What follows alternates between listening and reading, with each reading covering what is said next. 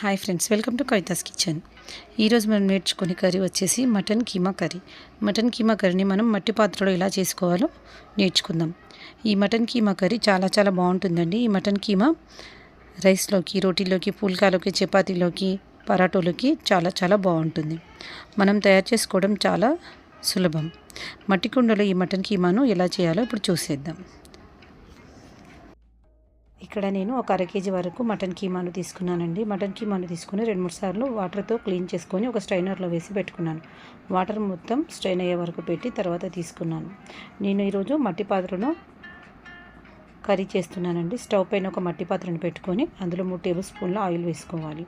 ఫ్లేమ్ని లోలో పెట్టుకోవాలి. ఫ్లేమ్ని హైలో పెట్టుకుంటే మట్టి పాత్ర విరిగిపోయే అవకాశం ఉంది.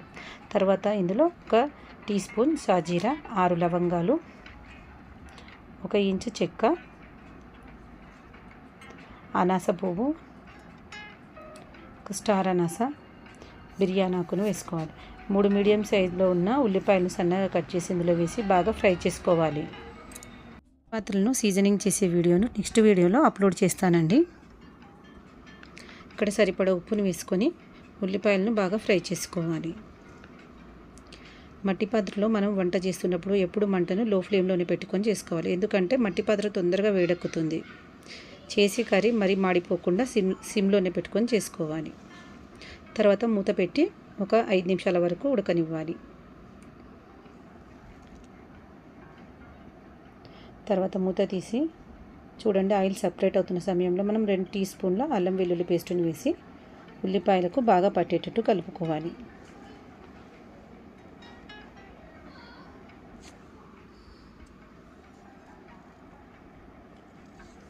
ఈ మట్టి పాత్రలో చేయడం వల్ల కర్రీ అనేది చాలా సూపర్ టేస్టీగా ఉంటుందండి. తర్వాత మూత పెట్టి ఆయిల్లో అల్లం వెల్లుల్లి పేస్ట్ పచ్చిదనం పోయేంత వరకు ఉండనివ్వాలి. తర్వాత మూత తీసి ఇందులో సన్నగా కట్ చేసి పెట్టుకుని 1 కట్ట వరకు మెంతికూర ఆకును తీసుకొని బాగా కలపాలి.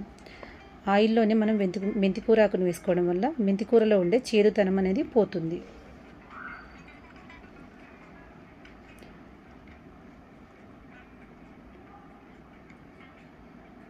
మన పూర్వం రోజుల్లో అందరూ మట్టి పాత్రల్లోనే వంటలు చేసుకునేవారండి. ఇప్పుడు మొత్తం నాన్ స్టిక్ వచ్చేసినాయి. ఇక్కడ నేను అర కేజీ వరకు క్లీన్ చేసి పెట్టుకున్న కీమాను ఇందులోకి వేసి బాగా కలుపుకోవాలి. 4 నిమిషాల పాటు మూత పెట్టి మీడియం ఫ్లేమ్లో కీమాను ఉడకనివ్వాలి. తర్వాత మూత తీసి చూడండి, ఇందులోంచి వాటర్ బయటికి రిలీజ్ అవుతున్నాయి. ఈ వాటర్ అనేది దగ్గర పడే వరకు మీడియం ఫ్లేమ్లో మంటను పెట్టి బాగా కలపాలి. ఇక్కడ 1 టీ స్పూన్ వరకు పసుపును వేసి బాగా కలుపుకోవాలి.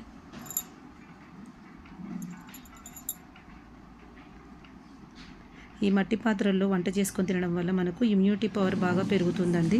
ఇక్కడ నేను అర కేజీ కీమాకు 3 టీ స్పూన్ల కారం తీసుకున్నానండి. మీరు కారం ఎక్కువ తినే వాళ్ళైతే కారం కొంచెం ఎక్కువ వేసుకోండి. కారం కొంచెం తక్కువ తినే వాళ్ళైతే కారం తగ్గించి తీసుకోండి. ఇలా కారం వేసిన తర్వాత మొత్తం బాగా కలుపుకోవాలి. ఈ మట్టి పాత్రలో చేస్తున్నాం కాబట్టి మనం మంటను మొత్తం లో ఫ్లేమ్లో పెట్టుకొని చేసుకోవాలి. తర్వాత మూత పెట్టి ఒక 5 నిమిషాలు వదిలేసి తర్వాత మూత తీసి చూస్తే చూడండి, ఆయిల్ మొత్తం పైకి సపరేట్ అవుతుంది. బాగా కలుపుకొని ఉప్పు, కారం, పసుపు కరెక్ట్గా ఉన్నాయో లేదో ఒకసారి చెక్ చేసుకోవాలి. ఇందులోకి 1 కప్పు వరకు వాటర్ వేయాలి. 1 కప్పు వరకు మాత్రమే వాటర్ వేయాలి. ఎందుకంటే మనం డ్రైగా చేస్తున్నాము కర్రీని. మరీ వాటర్ ఎక్కువగా వేస్తే కర్రీ చాలా టేస్ట్ అంతా అనిపించదు. వేసుకున్నాక ఒకసారి బాగా కలపాలి. ఇలా కలిపేసుకున్నాక మూతను పెట్టి ఒక 15 నుంచి 20 నిమిషాల వరకు ఫ్లేమ్ని మీడియంలో పెట్టి కీమా ముదురుగా ఉంటే 25 నిమిషాల పాటు ఉడకనివ్వచ్చు. అదే లేత కీమా అయితే ఒక 15 నిమిషాల పాటు ఉడకనివ్వచ్చు. అదే కుక్కర్లో అయితే 5 విజిల్స్ వస్తే సరిపోతుంది. కీమా ముదురుగా ఉంటే 6 నుంచి 7 వరకు విజిల్స్ రానివ్వాలి. చూడండి, మూత తీసి చూడండి, కర్రీ ఆల్మోస్ట్గా ఉడికిపోయింది. ఈ కుండలో కనుక మనం వంట చేసుకుంటే మనం ఆఫ్ చేయడానికి 5 మినిట్స్ ముందే స్టవ్ ఆఫ్ చేసుకోవాలి. ఎందుకంటే మట్టి కుండ చాలా వేడెక్కి ఉంటుంది. స్టవ్ ఆఫ్ చేసినా కూడా 5 నిమిషాల వరకు కర్రీ ఉడుకుతూనే ఉంటుంది. కాబట్టి స్టవ్ని ముందుగానే ఆఫ్ చేసుకొని కర్రీని ఒక సర్వింగ్ బౌల్లోకి తీసుకోవాలి.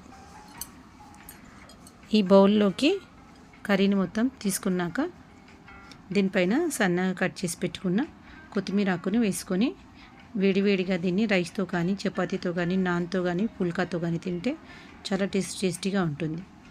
దీనిలోకి మా పిల్లలు నాన్ అడిగారండి. నేను నాన్ రోటీని ఈరోజు చేశాను. ఇక్కడ ఒక మిక్సింగ్ బౌల్ని తీసుకొని అందులోకి 2 కప్పుల మైదా పిండిని తీసుకోవాలి. తర్వాత ఇందులోకి ఒక పావు టీ స్పూన్ షుగర్ని తీసుకోవాలి. తర్వాత ఒక పావు టీ స్పూన్ బేకింగ్ సోడా, తర్వాత 2 టేబుల్ స్పూన్ల చిక్కటి పెరుగుని తీసుకొని ఇక్కడ 2 టీ స్పూన్ల ఆయిల్ని కూడా వేసుకొని పిండిని బాగా సాఫ్ట్గా కలుపుకోవాలి. పిండిని కలపటానికి వీలుగా వాటర్ని యాడ్ చేస్తూ కలపండి.